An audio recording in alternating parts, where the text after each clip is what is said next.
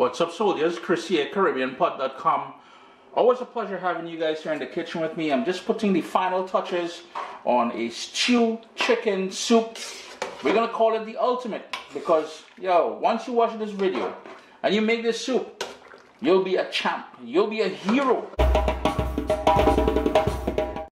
And what I like doing is prepping the sort of ground provisions and vegetables I'll be using in the soup. So you'll see I have pumpkin, and the pumpkin is cut into about a centimeter and a half cube, whereas the Edo's sweet potato, just Yukon Gold potatoes, so just everyday potatoes, some big pieces of carrots, these are cut up a bit bigger. For instance, this Edo's here is cut relatively big because as the soup cooks, it's gonna break down and we're gonna still be left with some big pieces of Edo's, but it's also going to help break down and thicken up the soup later on.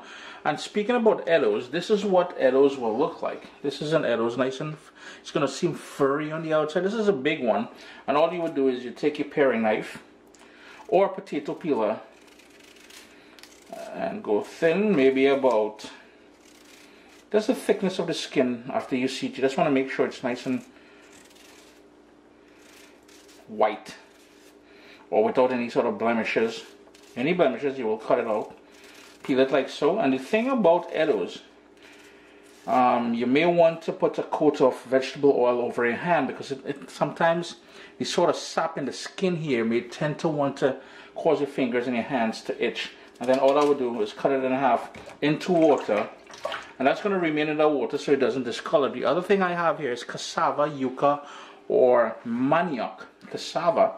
And I'm just gonna, and it's covered in wax. That is how we get it here in Canada. That is to help it when it's being shipped.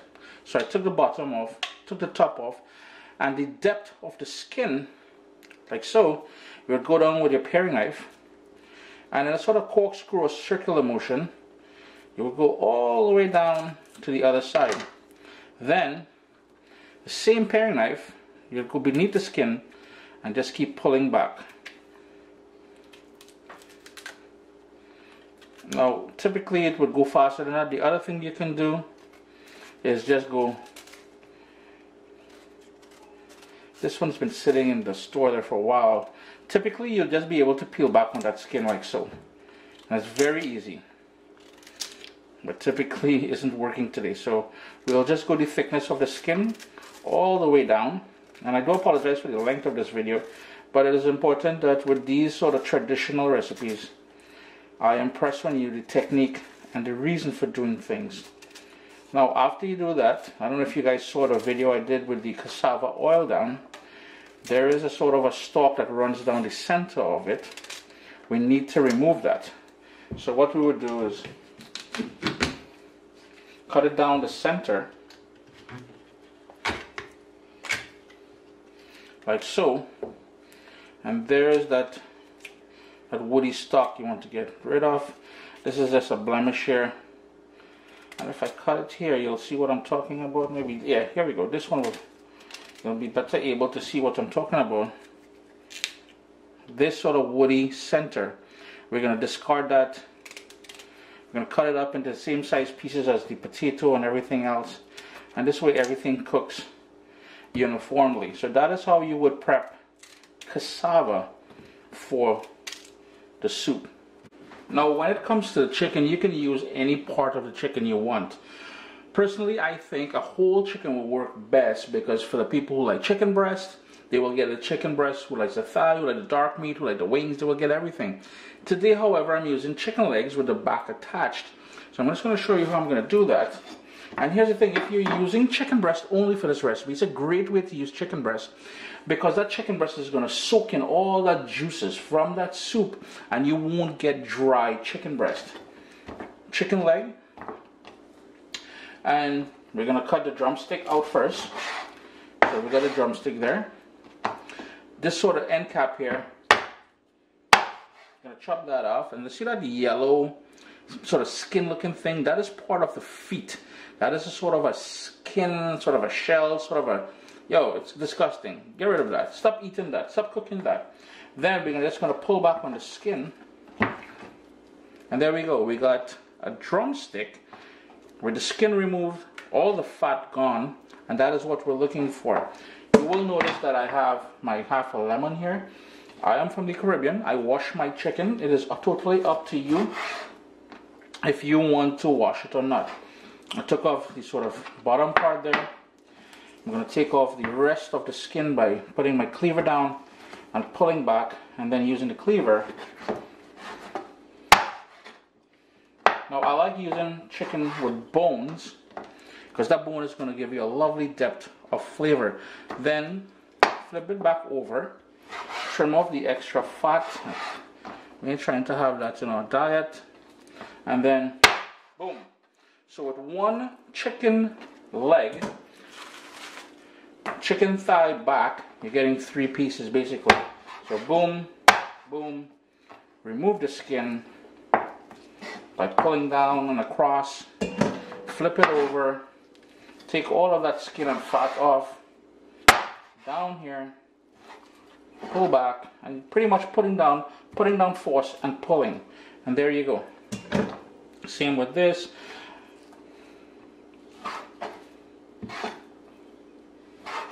Now what I will do, I continue chopping this and everything else. Everybody's going to get a nice piece of chicken. If you want to cut it up smaller, that is your thing. If you're accustomed to smaller pieces of chicken, you can certainly cut it up smaller. When I'm done, I'm going to wash it with cool water, the juice of this lemon, drain it, and then we're going to season it. As far as seasoning the chicken, you would have seen me do this many times whenever we do stew chicken, curry stew, curry chicken, beef, pork, whatever. This is how we typically season meat in the Caribbean. So the chicken's been cut up into pieces, skin removed, most of the fat gone, washed with the juice of a lemon. You can use lime juice or you can use vinegar and cool water, drained. But remember, the washing part of the chicken, it's your choice whether you do it or not. Salt. And I'm going heavy there with salt because later on I'm going to add a ton of those vegetables and carrots and all that niceness over there. So you need that quite a bit of salt. Black pepper. And it's a very simple marinade. And you don't need to marinate this overnight or anything. My mom would just, Saturday morning, she would season the chicken and then leave it aside. So maybe half an hour or something while she would prep the ground provisions and stuff like that. To that, Caribbean green seasoning. Go to CaribbeanPot.com. You will get that recipe. 2 tablespoons of that. And that there is a puree of all the herbs, along with garlic and seasoning peppers and everything else that we like using in the Caribbean. I blend or puree mine with olive oil. Go to CaribbeanPot.com. Stays in the fridge for months, man. And speaking about seasoning peppers, I've got 2 seasoning peppers here, pimento peppers. If you can't get that, don't worry too much. It does add a lovely flavor. No heat, but a lovely flavor. If you're from the Southern Caribbean, you know exactly what I mean. But don't stress too much. If you don't have it, you don't have it. Half a tomato I found in the fridge there. Just going to give that a little chop, and that's going to bring in a nice acidity to everything. And you notice how simple this marinade is so far, right? 2 more things to go in there. Some Worcestershire.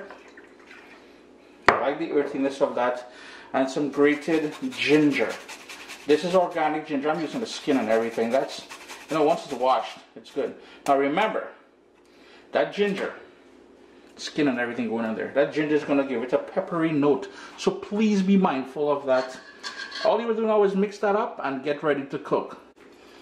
Now, if you haven't guessed already, this is going to be a massive pot of soup. It's one of the things where everybody is going to be out and about the house. It's the weekend, everybody's home. Friends, neighbors, family, everybody coming by and they're expecting a nice big bowl of soup. Soup Saturday is what you're expecting. Now, the excess, you can cut back and reduce the amounts that I use here, or the excess. But do what I do. In the freezer. So those cold winter nights when I want a nice taste of home, something comforting, the boy just throwing that out, and here is a real nice meal, Got my massive soup pot on a high flame. I'm going to go in with 2 tablespoons of olive oil. You may prefer to use vegetable oil, that is fine. I like cooking with olive oil, that's just me. I'm going to go in with 2 tablespoons of golden brown sugar. And this is the stewing part. So I know some of you were confused by the title, stew and soup. Well, yeah, we're stewing the chicken, which will in turn become the soup. This is going to melt. It's going to become frothy. It's going to go deep amber in color. I have my little wooden spoon here, dry. If you put a wet spoon in there, you're looking for trouble. It's going to jump back at you.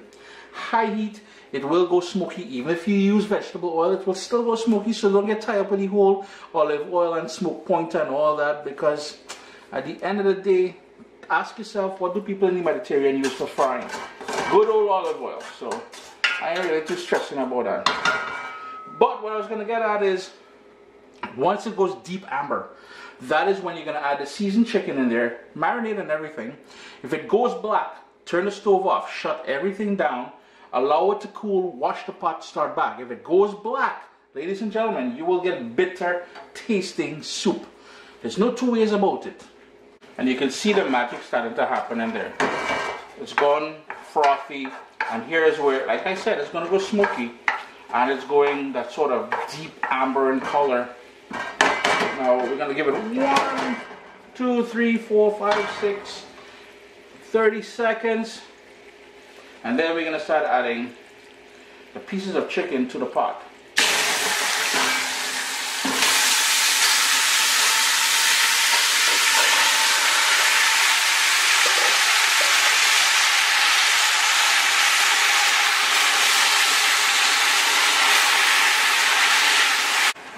Yeah, I had to switch spoons to my nice long handle spoon. So for those of you who complain metal on metal, I might have no choice. I am not trying to get burned just to please anybody. Heat on high, and we're going to give that a stir and let that cook for about 10 minutes. Now I know I said high, but what you want to do is turn it down to medium high and let it cook for that 10 minutes. In the same bowl where you marinated the chicken, the stunning marinade there, you're going to put about 6 cups of water in that bowl. That water is going to go in here. It's been about 7.5, almost 8 minutes now. That chicken is going to do a couple things. It's going to spring up its own juices, and then what you need to do is to burn off all that juices. Now you're sitting there and you're thinking, well, Chris, you started with 2 tablespoons of sugar. This is going to be sweet. I guarantee you this is not going to be a sweet dish. That's just the caramelization process. Now with all that liquid that sprouted up, has burnt off, we're back to the oils that we started off with. Here is where we're going to start adding that pumpkin, the carrots, sweet potato, cassava, any sort of root vegetables you like using. If I had access to yam, it would go in there. Green cooking banana, it would definitely make an appearance in there. Unfortunately, or fortunately, anyhow you want to look at it, because I'm living a good life here in Canada. In Canada, sometimes it's very difficult to find some of the ingredients I want to use. But for now, the full list of ingredients will be down below. What we want to do is give that a good mix. We'll take a little bit of elbow grease, give that a good little mix, like so. Flip everything around. My heat is still, well, I turned it up to high now, because what we're going to do is to add that water I told you guys to add to the bowl where we marinated the chicken.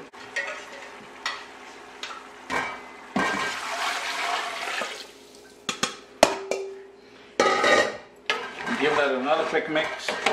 And we're not done there. We've got a ton more stuff to go in here. I told you guys it's a big pot of soup we're making, you know.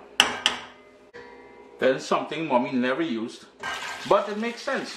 Chicken stock.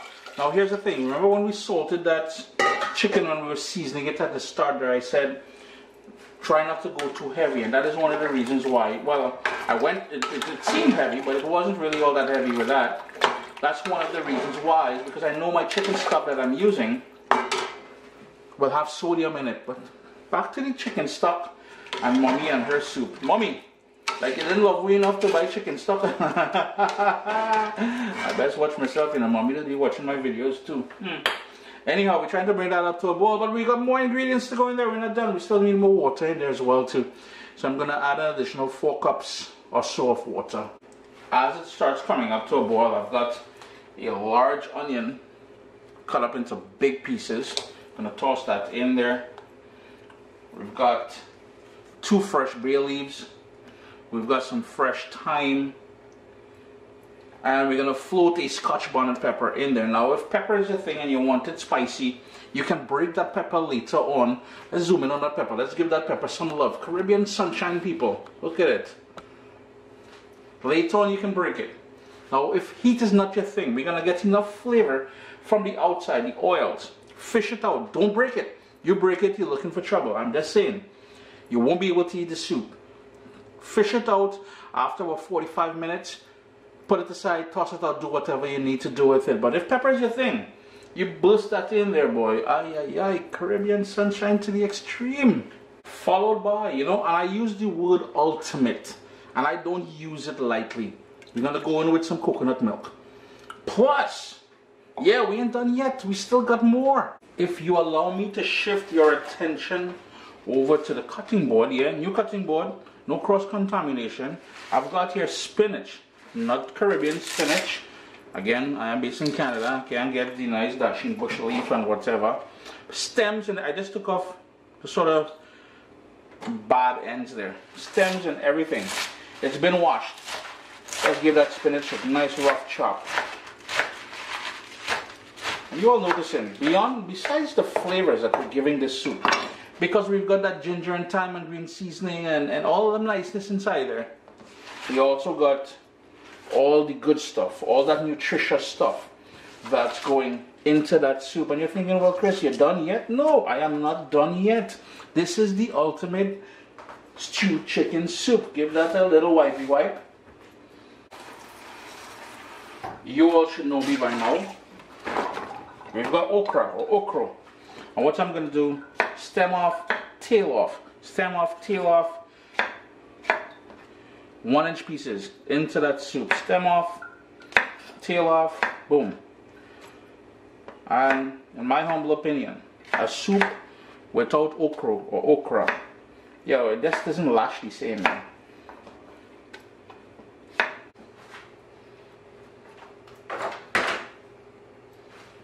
Tuck that down below the liquid, give everything a stir. Now remember, when we're stirring, what did Uncle Chris say? Do not break that Scotch bonnet pepper. One more time, do not break it or you will run into problems. Give that another stir. We need some more liquid. Yo, I'm going to keep adjusting the liquid in this. At the end, what I'm going to do is put everything down in the description of the video so you can know exactly how much liquid I'm using here. Irie. So we're trying to bring that up to a boil, alright? As it comes up to a boil, I want to share a little tip with you guys. Notice how tall this pot is. It's anywhere from 14 to 16 inches tall. Here's what's going to happen. If you're out shopping for a soup pot, get something that's shorter but wider. The reason being, this heats up faster than the top. It takes a while to come to a boil at the top, and you find that the stuff on the bottom will get overcooked. So you got to keep stirring and stirring and stirring as it comes up to a boil. So my tip is, 1, if you have a tall pot, stir it as it comes up to a boil. 2, if you're buying a new pot or you're buying a soup pot for the first time, get something that's a bit shorter but wider.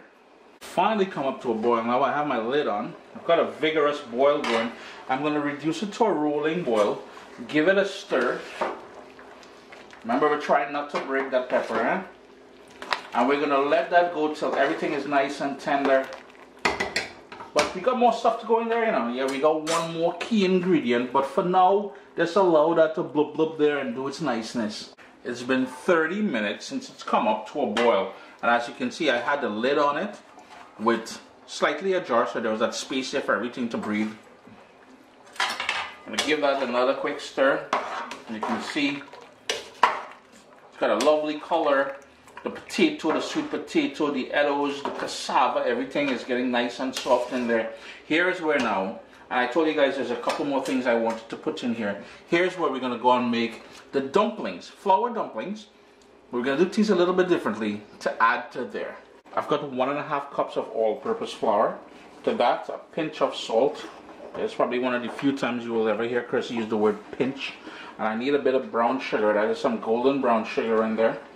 And to help bring everything together, let me give that a little mix first. to bring everything together, I've got some more of that coconut milk. I'm gonna give that a stir and keep working it to make up for the rest of the liquid, because we'll need more liquid in here. We're gonna go in with water. And here's where you're gonna adjust it.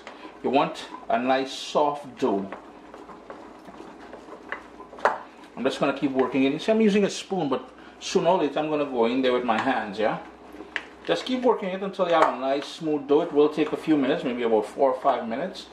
But just notice how it's already come together nicely there. If you add too much liquid, you can also go in with a couple tablespoons more of flour.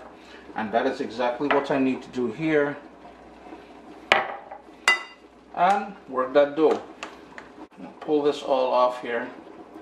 And now I'm just going to go in with my hands and keep working that dough. Then you're going to cover it and allow it to rest for about 5 minutes. And then we're going to shape the actual dumplings. And that's going to give it that coconut milk we added in there. It's going to give it a lovely coconut flavor. That little bit of brown sugar is going to give it a little bit of sweetness. And you're going to thank me for that one. My friend's mom from Barbados showed me that trick about 20 years ago. Yeah, I was just about 5 years old when she showed.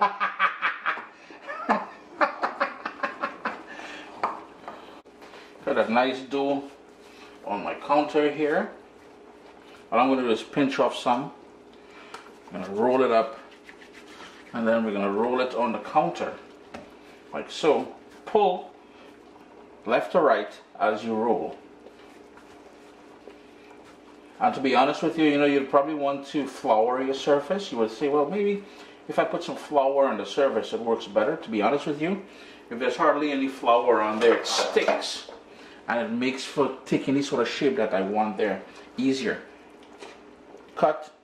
And you've seen me do this before. Little bite-sized dumplings. That's all we want. About 1.5 centimeters. Then it's basically a matter of dunking them into that soup pot there. And continue making. Make as much as you want.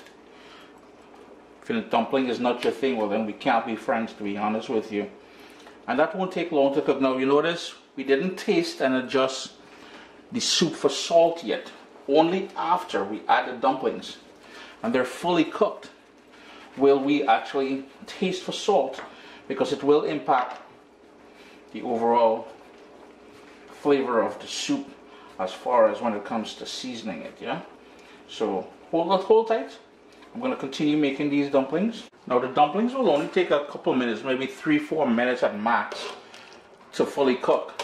They're very small. They will start to float once they do. Now here is where you will taste it for salt and adjust it. We have a few housekeeping things to do here now. If you decide on smashing the pepper, here's where you'll smash it. If not, take it out. Any sort of stems from the thyme, you will remove it, as well as the bay leaf. It's done its job. So give that a quick little stir again. And we've got 2 more things to go in there. I like to finish off with herbage, scallions. Let it rain some scallion. And parsley. That's going to brighten up the soup at the end here. Then you would mix that around just to make sure that herbage gets in everywhere. And you're done. If you wanted to add a fresh bit of lemon juice or lime juice in here, you can certainly do that as well. And serve this hot, man. Look at, let me show you what's going on here. Remember, we've got that chicken, we've got all those ground provision, everything, and you can tailor it to your own liking as far as what you put in this soup. Chris here, CaribbeanPot.com, the ultimate stewed chicken soup. Hey, give this one a try. Your family's gonna thank you for it, yeah?